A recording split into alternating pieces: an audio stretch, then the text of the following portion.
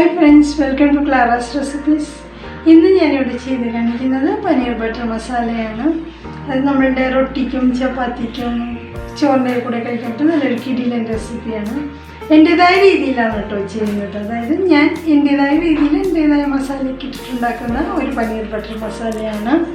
അപ്പോൾ നമുക്ക് നോക്കാം അതിന് എന്തൊക്കെ ഇൻഗ്രീഡിയൻസാണ് വേണ്ടതെന്ന്. ഇവിടെ ഞാനൊരു 400 ഗ്രാം പനീർ ഒരു മീഡിയം സൈസ് ക്യൂബ്സ് ആയിട്ട് കട്ട് ചെയ്ത് വെച്ചിട്ടുണ്ട്. പനീർ ഉണ്ടാക്കുന്ന വീഡിയോ എങ്ങനെയാണെന്ന് അത് ഡിസ്ക്രിപ്ഷൻ ബോക്സിൽ കൊടുത്തിട്ടുണ്ട് ലിങ്ക്. പിന്നെ 3 മീഡിയം സൈസ് സവോള റഫായിട്ട് അരിഞ്ഞെടുത്തിട്ടുണ്ട്. പിന്നെ ഒരു 2 ടൊമാറ്റോ മീഡിയം സൈസ് ടൊമാറ്റോ എടുത്തിട്ടുണ്ട്. അത് ഞാൻ ഡിസൈഡ് ചെയ്ത് വെച്ചിരിക്കുകയാണ്, അതായത് നമ്മുടെ കുരുവെല്ലാം കളഞ്ഞ് വെച്ചിരിക്കുകയാണ്. പിന്നെ ഒരു 1/2 ടീസ്പൂണോളം ഇഞ്ചി ചെറുതായി അരിഞ്ഞത്, ഒരു 2 പച്ചമുളക്, കുറച്ച് മല്ലിയില. പിന്നെ പൊടികളായിട്ട് ഞാനിവിടെ എടുത്തിരിക്കുന്നത് 1/2 സ്പൂണോളം കായപ്പൊടി, 1 ടീസ്പൂൺ നല്ല മുളക് പൊടി, 1/2 ടീസ്പൂൺ മഞ്ഞൾപ്പൊടി.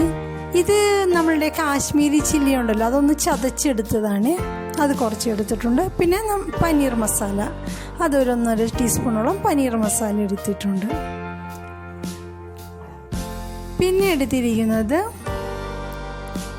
ഒരു കൊച്ചു കഷ്ണം, ഒരു 1/2 ഇഞ്ച് കഷ്ണം പട്ട എടുത്തിട്ടുണ്ട്, ഒരു 4 ഏലക്ക എടുത്തിട്ടുണ്ട്, ഒരു 5-6 ഗ്രാമ്പു എടുത്തിട്ടുണ്ട്, 1 ടീസ്പൂൺ കുരുമുളക്, 1 ടീസ്പൂണോളം കസൂറി മേത്തി എടുത്തിട്ടുണ്ട്, 1/2 ടീസ്പൂൺ ജീരകവും. പിന്നെ ആവശ്യത്തിനുള്ള നെയ്യും ബട്ടർ എടുത്തിട്ടുണ്ട്. അത് ഇടുമ്പോൾ ഞാൻ അതിൻ്റെ അളവ് പറയാം. ബട്ടർ ഞാനൊരു 2 ക്യൂബ്സ് ആണ് കേട്ടോ എടുത്തിരിക്കുന്നത്. പിന്നെ 1/2 കപ്പ് പാലെടുത്തിട്ടുണ്ട്, 1 ടീസ്പൂൺ കോൺഫ്ലവർ എടുത്തിട്ടുണ്ട്.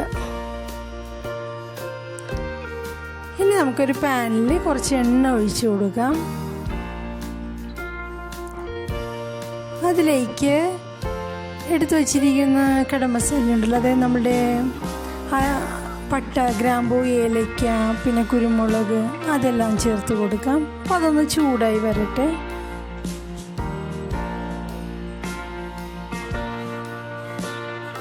അപ്പോൾ അതൊന്ന് ചൂടായി വന്നിട്ടുണ്ട്. അതിലേക്ക് നമ്മൾക്ക് ചെറിയ ജീരകം ചേർത്ത് കൊടുക്കാം.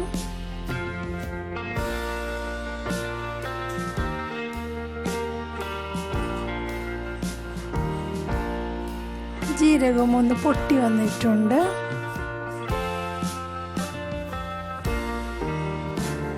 അതിലേക്ക് ഇഞ്ചി ചേർത്ത് കൊടുക്കാം.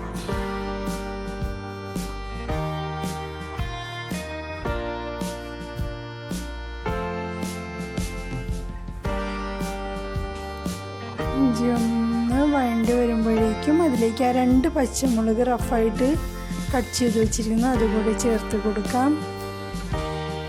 ഇനി നന്നായി ഒന്ന് ഫ്രൈ ചെയ്യാം. അതിൻ്റെ ആ ഒരു പച്ചമണം പോകുന്നവരെ നന്നായിട്ടൊന്ന് ഫ്രൈ ചെയ്തെടുക്കാം. അതിലേക്ക് അരിഞ്ഞു വെച്ചിരിക്കുന്ന സവോള ചേർത്ത് കൊടുക്കാം. ഇത് ഞാൻ റഫായിട്ടാണ് കട്ട് ചെയ്ത് വെച്ചിരിക്കുന്നത്, കാരണം നമ്മൾക്കിത് അരച്ചൊരു പേസ്റ്റാക്കി എടുക്കാനുള്ളതാണ്. അതുകൊണ്ട് ഞാനതൊന്ന് റഫായിട്ടാണ് അത് ചോപ്പ് ചെയ്ത് വെച്ചിരിക്കുന്നത്. ഇനി അതൊന്ന് നമ്മൾക്ക് സോഫ്റ്റ് ആവുന്നവരെ ഒന്ന് നന്നായിട്ടൊന്ന് ഇളക്കി കൊടുക്കാം. ഇവിടെ അത്യാവശ്യം ഒന്ന് വെള്ളമൊക്കെ അതിൻ്റെ പോയി ഒന്ന് വഴണ്ടി വന്നിട്ടുണ്ട് നമ്മുടെ സവോള. അതിലേക്ക് മഞ്ഞൾപ്പൊടി ചേർത്ത് കൊടുക്കാം, മുളക് പൊടി ചേർത്ത് കൊടുക്കാം, പിന്നെ നമ്മളുടെ കാശ്മീരി ചില്ലി ചതച്ചതുണ്ടല്ലോ, അതുകൂടെ ഒന്ന് നന്നായിട്ട് ചേർത്ത് കൊടുക്കാം. ഇനി അതിൻ്റെ പച്ചമണം പോകുന്നത് വരെ നന്നായിട്ടൊന്ന് ഇളക്കിയെടുക്കാം. എൻ്റെ ആ പച്ചമണം, മുളകിൻ്റെ കുത്തലൊക്കെ ഒന്ന് പോകുന്നത് വരെ നന്നായിട്ടൊന്ന്. അപ്പോൾ ഇവിടെ അതിൻ്റെ സ്മെല്ലൊക്കെ പോയി എണ്ണയൊക്കെ ഒന്ന് ഇതായിട്ട് തെളിഞ്ഞ് വന്നിട്ടുണ്ട്. ഇനി അതിലേക്ക് നമുക്ക് അരിഞ്ഞു വെച്ചിരിക്കുന്ന ടൊമാറ്റോ ചേർത്ത് കൊടുക്കാം. ഇത് 2 മീഡിയം സൈസ് ടൊമാറ്റോ ആണ് എടുത്ത് വെച്ചിരിക്കുന്നത്. അതിലെ കുരുവൊക്കെ കളഞ്ഞിട്ടാണ് ഞാൻ, അല്ലെങ്കിൽ കുരു ഇട്ട് കഴിഞ്ഞാൽ വളരെ ഭയങ്കര ഒരു പുളിപ്പായി പോകും. അപ്പോൾ അതുകൊണ്ടാണ് നമ്മൾ കുരുവെല്ലാം മാറ്റുന്നത്. കുരുവും അതിൻ്റെ കൂടെയുള്ള ഒരു പഴുപ്പ് ഭാഗം ഉണ്ടല്ലോ, അതെല്ലാം എടുത്ത് മാറ്റിയിട്ടാണ് ഞാൻ കട്ട് ചെയ്ത് വെച്ചിരിക്കുന്നത്. ഇനി അത് നമുക്ക് ചേർത്തിട്ട് ടൊമാറ്റോ ഒന്ന് സോഫ്റ്റ് ആവണ വരെ നന്നായിട്ടൊന്ന് വഴറ്റിയെടുക്കാം. ഇവിടെ നന്നായിട്ട് വഴണ്ട് വന്നിട്ട് ഇതൊന്ന് നമ്മൾക്ക് തണുക്കാൻ വേണ്ടി മാറ്റി വെക്കാം.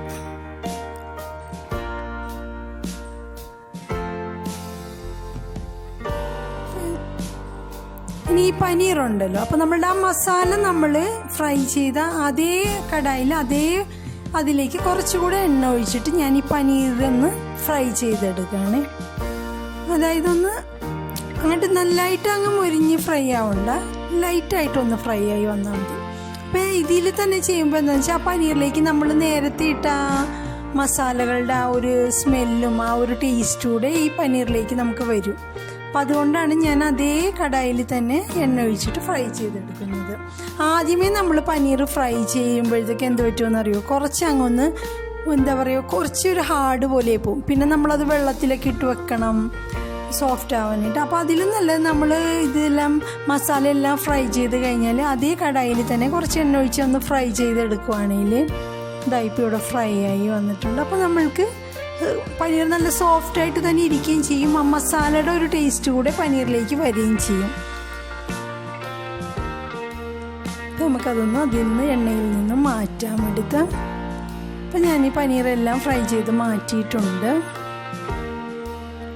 ഇനി കുറച്ചൊരു 1/4 ടീസ്പൂൺ ജീരകം ഇട്ട് കൊടുത്തിട്ടുണ്ട്. അതിലേക്ക് ഇഞ്ചി വെളുത്തുള്ളി പേസ്റ്റ് 1 ടീസ്പൂണോളം ഇഞ്ചി വെളുത്തുള്ളി പേസ്റ്റ് ഞാൻ ചേർത്ത് കൊടുത്തിട്ടുണ്ട്.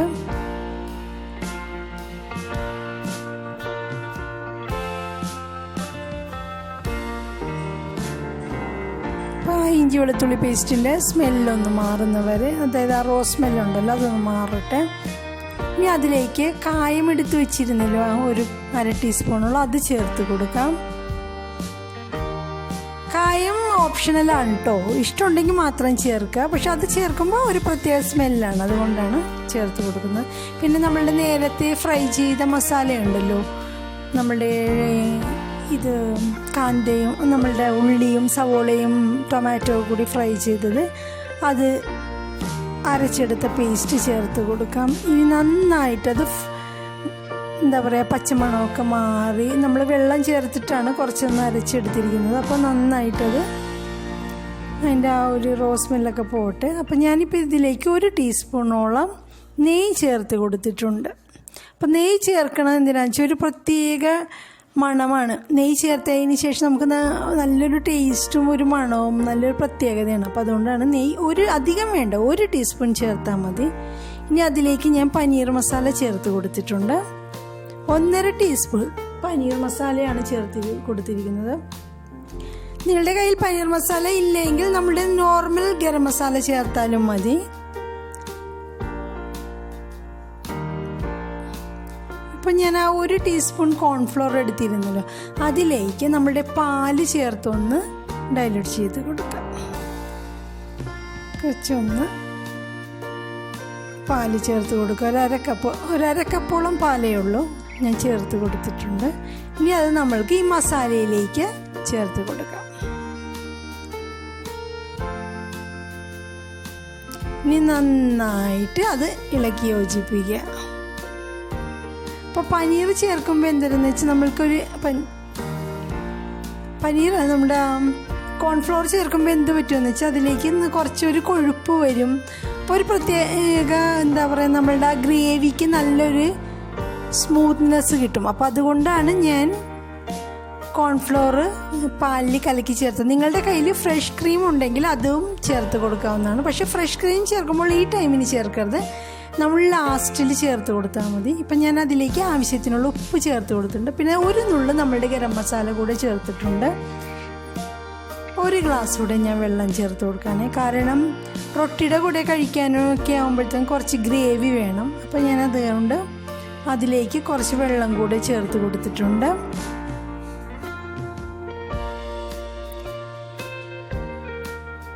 ഉപ്പ് കുറച്ച് കുറവുണ്ട്, അപ്പോൾ ഞാനൊരു ഇത്തിരി കൂടെ 1/2 ടീസ്പൂൺ കൂടെ ഉപ്പ് ചേർത്ത് കൊടുക്കുന്നുണ്ട്. പിന്നെ അതിലേക്ക് ഞാൻ ചേർത്ത് കൊടുക്കുന്നത് പഞ്ചസാരയാണ്. 1 ടീസ്പൂണോളം പഞ്ചസാര നിറച്ച് ചേർത്ത് കൊടുത്തിട്ടുണ്ട്. അപ്പോൾ കുറച്ചൊരു നേരിയൊരു മധുരത്തിൻ്റെ ടേസ്റ്റും വരും. അപ്പോൾ അതിനു വേണ്ടിയാണ് ചേർക്കുന്നത്. അതും ഓപ്ഷനിലാണ്, ഇഷ്ടമുണ്ടെങ്കിൽ മാത്രം മധുരം ചേർത്താൽ മതി. ഇനി നമ്മൾക്ക് വറുത്ത് വച്ചിരിക്കുന്ന പനീർ ചേർത്ത് കൊടുക്കാം. പിന്നെ കസൂരി മേത്തി ഉണ്ടല്ലോ, അതുകൂടെ കയ്യിലിട്ട് നന്നായി ഒന്ന് തിരുമിയിട്ട് ചേർക്കുക. അപ്പം ഇങ്ങനെ ചെയ്യുമ്പോൾ നന്നായിട്ട് ആ കസൂരി മേത്തിയുടെ സ്മെല്ലെല്ലാം ഇറങ്ങും. അപ്പോൾ കയ്യിൽ വെച്ചിട്ട് നന്നായിട്ടൊന്ന് റബ് ചെയ്തിട്ട് ഇടുക അതിനകത്തേക്ക്.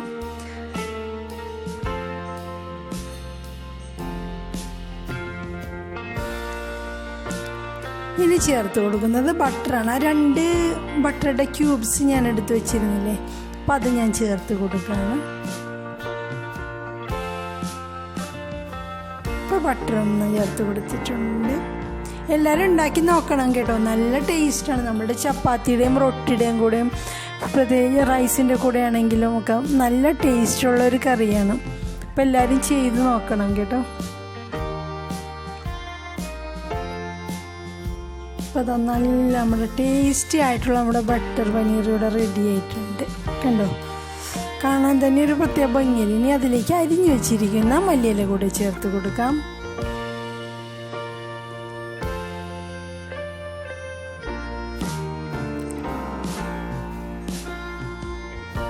അങ്ങനെ നമ്മൾ അടിപൊളിയായിട്ടുള്ള ബട്ടർ മസാല ഇവിടെ റെഡി ആയിട്ടുണ്ട്. ഞാനൊരു ബൗളിലേക്ക് അത് സെർവ് ചെയ്യാണ്.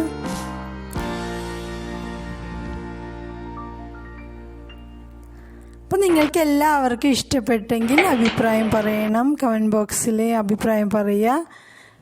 പിന്നെ ചാനൽ കാണാത്തവർ കണ്ടിട്ട് സബ്സ്ക്രൈബ് ചെയ്യുക, ലൈക്ക് ചെയ്യുക, ഷെയർ ചെയ്യുക.